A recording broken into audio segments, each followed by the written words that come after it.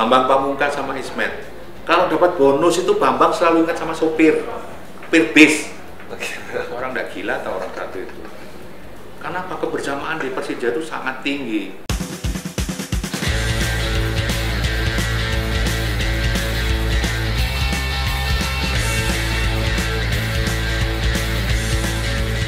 Persija Jakarta tengah berbenah.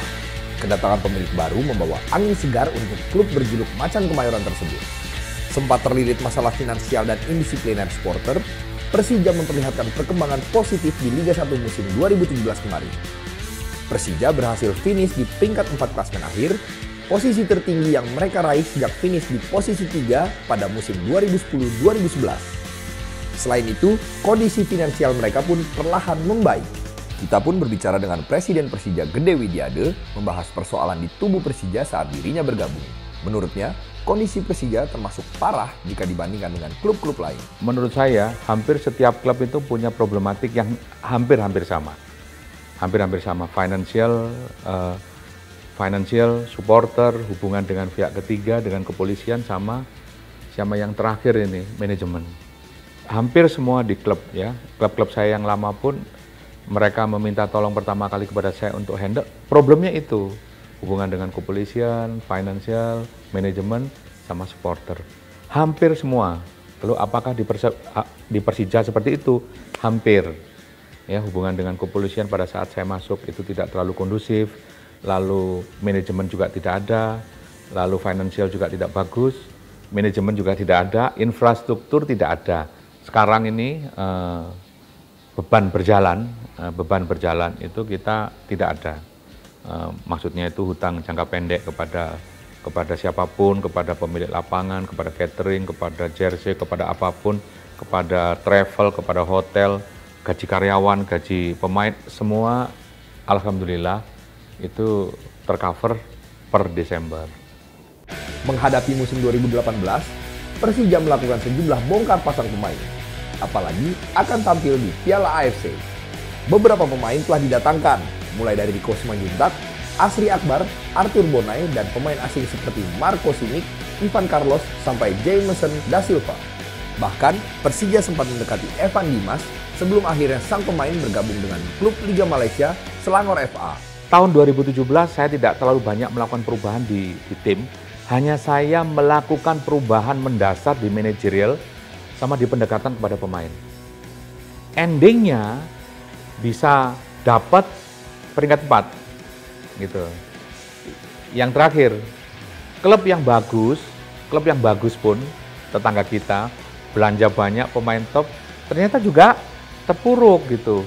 Jadi menurut hemat kami memang pemain itu merupakan faktor, tapi bukan merupakan faktor penentu gitu. Lalu apakah itu menjadi alasan saya untuk tidak beli belanja pemain yang bagus? Enggak. Saya akan beli atau belanja pemain sesuai dengan kebutuhan target dan tim. Evan itu kan kayak anak saya sendiri. Sebelum Evan berangkat ke Selangor, Evan itu diskusi sama saya sampai jam 12 malam di rumah saya. Jadi saya sampaikan kepada Evan, apabila kontraknya tidak terlalu besar, kamu main saja di Persija. Itu saya sampaikan, karena Evan pada saat itu menerima dua penawaran. Satu dari Malaysia, satunya dari Thailand.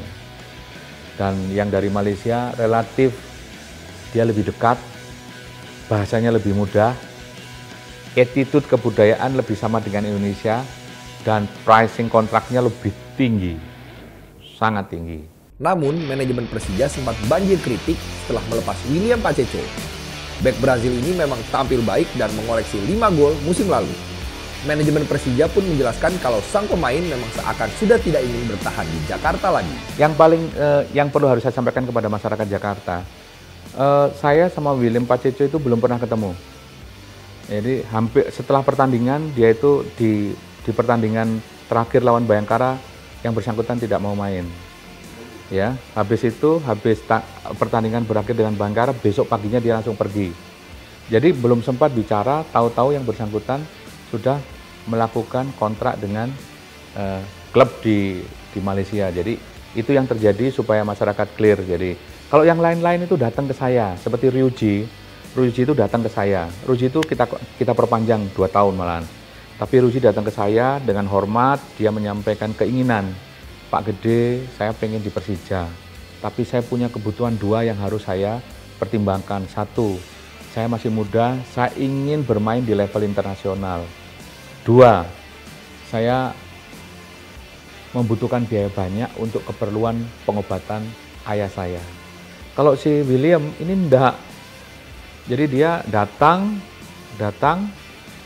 terakhir tidak main, pergi, pulang. Udah main di tempat lain. Saya juga bingung gitu loh. Kewajibannya di perusahaan apakah sudah habis, kewajiban kita juga apakah masih ada, ini masih perlu diklarifikasi. Makanya seharusnya gitu berangkatnya itu baik-baik gitu, pulangnya juga baik-baik. Saya berharap seperti itu. Saya tidak minta terlalu dihargai, tapi tolong karena ini klub besar Persija, datang baik-baik. Lalu kalau mau pulang baik-baik, Pak saya sudah sudah lama di Persija, saya mohon izin, saya mau keluar. Kayak Ryuji tadi.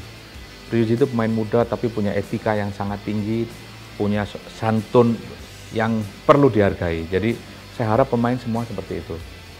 Meski diperkuat mayoritas pemain berusia 20-an, Persija masih akan mengandalkan bintang-bintang veteran seperti Ismet Sofyan, Maman Abdurrahman, dan pastinya Bambang Pamungkas. Meski sudah berusia 37 tahun dan tidak setajam dulu, sosok BP dinilai masih sangat penting dalam skuad Persija.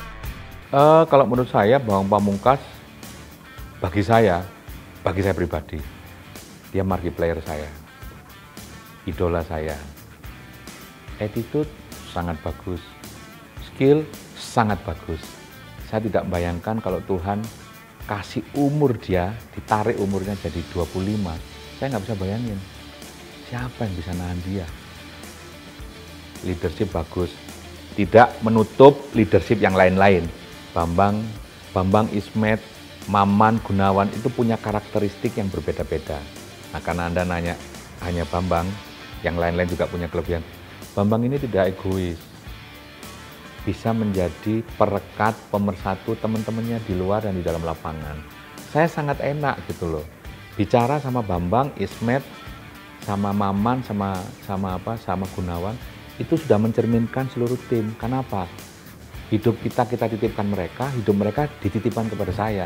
Jadi kita saling kerjasama, saling mempercayai. Tidak ada kok yang paling top di sana, juga tidak ada yang paling top di manajemen. Saya hanya bapaknya mereka. Selama saya dipercaya oleh masyarakat Jakarta. Kalau saya nggak dipercaya ya saya akan mundur menjadi bapak, saya menjadi supporter gitu.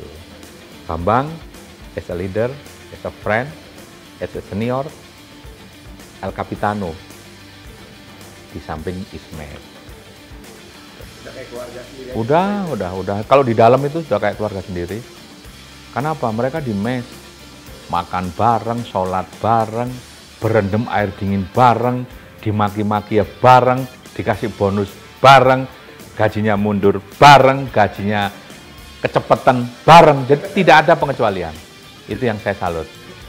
Menatap musim depan, Persija memasang target untuk bisa kembali bertengger di papan atas, walaupun sadar persaingan tidak akan mudah. Tapi masih menyimpan ambisi untuk bisa mencuri peluang merebut gelar juara liga. Kalau target dari awal target semua orang hidup pasti juara. Tapi kan kita harus realistis. Untuk ngomong juara kan berarti harus ada tahap-tahapannya.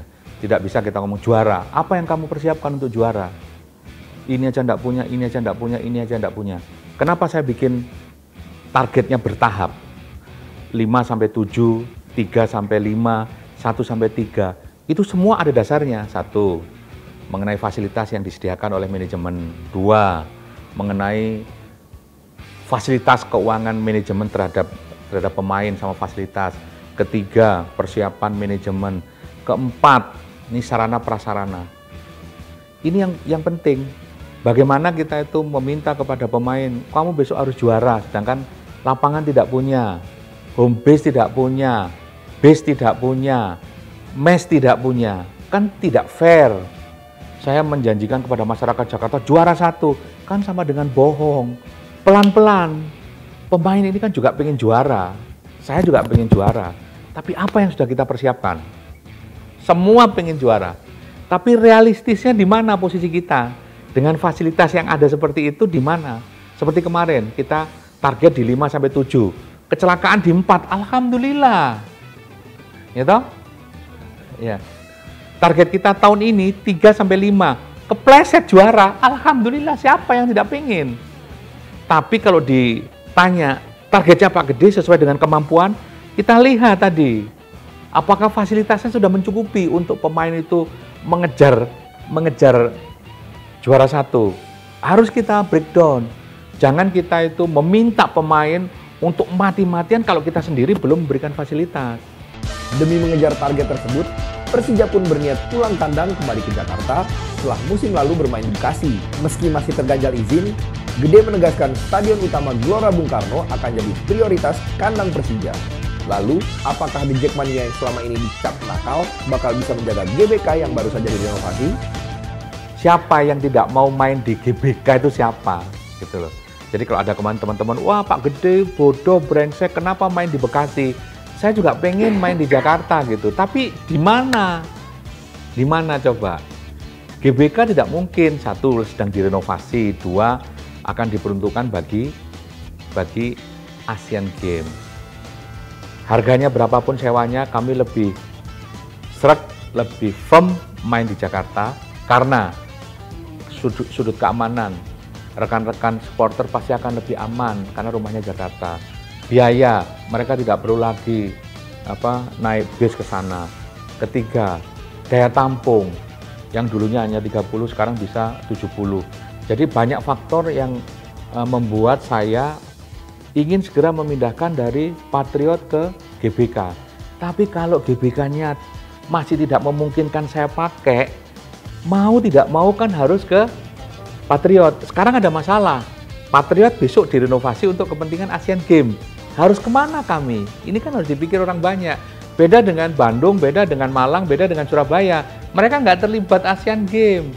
Ini saya mohon pengertian dari teman-teman, para supporter bahwa problem ini bukan problem kita, tapi problem kita bersama, problem masyarakat di Jakarta itu.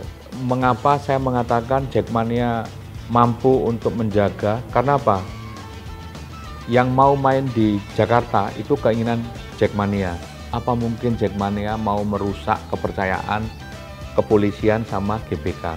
Kalau umpamanya Pak, mari kita rusak, ya berarti mainnya di luar negeri lagi. Saya kan hanya sekedar melayani teman-teman Jackmania. Kalau teman-teman Jackmania tidak bisa merubah diri ya untuk lebih dihargai sama negara, sama kepolisian, ya sulit. Tapi saya yakin, Hakul yakin bisa. Karena apa? Selama di Patriot tidak pernah ada komplain dari masyarakat, tidak pernah ada kerusakan aset Pemda Bekasi. Yakin sekali, saya berani ngadu dengan supporter-supporter lain untuk mengenai ketertiban dan kreativitas. Jackmania #1.